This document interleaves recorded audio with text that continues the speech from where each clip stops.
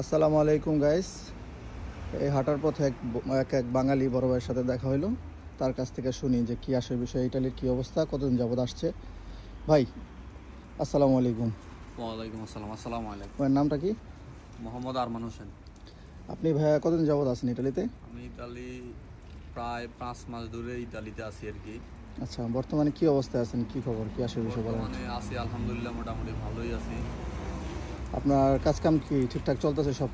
কাজ কাম ঠিকঠাক সুন্দর মতোই চলতেছে, কাজ করতেছি, কামাইতেছি, বাসায়ও বাড়িতেও পাঠাইতেছি, নিজেও সুন্দর মতো আলহামদুলিল্লাহ চলতেছে। আলহামদুলিল্লাহ। ভাই দেশের বাসা কোথায়? আমার দেশের বাড়ি হচ্ছে নোয়াখালী। যাক আলহামদুলিল্লাহ, সবচেয়ে ধনী জেলার লোক আপনি। যাই হোক, মজা করলাম।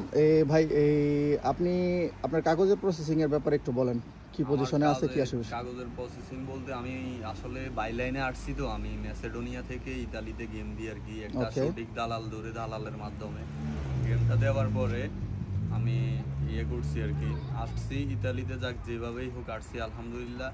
এরপরে আমার তো পাসপোর্ট নাই, পাসপোর্ট ওইখানে আমার কোম্পানি রাখি দিছে। আমি পাসপোর্ট কি করছি, পাসপোর্ট এখানে আসি পাসপোর্ট কস্তুরায় গেছি, কস্তুরায় গিয়ে আমি জিডি করছিলাম। কস্তুরা হইতেছে বাংলাদেশে সবাই তো বুঝবো না, কস্তুরা হইতেছে পুলিশ থানা যেটা। হ্যাঁ, পুলিশ থানা আর কি। আমি থানায় গেছি, থানায় গিয়ে জিডি করি, এরপরে বাংলাদেশ এম্বাসি গিয়ে জমা দিছি। 1.5 মাস পরে আমার পাসপোর্ট বাইর হয়েছে। এরপরে এই পাসপোর্ট লই আমি আবার থানায় গেছি, বড় থানায় আর কি, যেখানে গিয়ে কেস মারে। বা আমি এই দেশে আসছি, কেস মারছি। এরপরে আমার এই ফিঙ্গারের ডেট দিছে এক শহরে, সেটা আমাদের পাশের শহর আর কি, রোম। আমরা তো থাকি রোম শহরের বাইরে, ওই শহরে যাই ফিঙ্গার দিয়ে আসছি আর কি। আচ্ছা আলহামদুলিল্লাহ। তারপরে এখন ফিঙ্গার দেওয়ার সময় আপনার কি বলছে, কতদিন পরে আপনার রেজাল্ট দিব, কি আসে বিষয়? ফিঙ্গার দেওয়ার পরে আমারে বলছে এপ্রিল মাসের 11 তারিখে দেখা করার জন্য। আমি গেছিলাম সম্ভবত জানুয়ারি মাসের 17 তারিখে। খুব তাড়াতাড়ি হয়ে গেছে। হ্যাঁ, যাক। এখন কথা হইতেছে, মানে নতুন যারা ইটালিতে আসবো, মানে কোন পথে আসলে ভালো হয়? আপনি তো আসছেন, আপনার অভিজ্ঞতা আছে, কিভাবে কোন দিকে আসলে ভালো হয় একটু বলবেন প্লিজ। আসলে ওই যে ম্যাসেডোনিয়া এবং কি বুলগেরিয়া, বসনিয়া, এরপরে মন্টোনিগ্রো, এরপরে রোমানিয়া, ওই সব লাইনে আসলে একটু রিস্ক কম। কিন্তু লিবিয়ার যে পথটা, ওই পথে আসলে আসাটাই বড় মুশকিল, ঠিক আছে? ওই পথে দিয়ে যদি আপনি আসেন, আসলে আমাদের জীবনের অনেক মূল্যবান, ঠিক আছে? আমরা যদি লাইফ সেটেল করতে গিয়ে যদি আমরা প্রাণ হারা আলাই, তাহলে তো এটা হয় না। অনেক সুন্দর কথা। হ্যাঁ।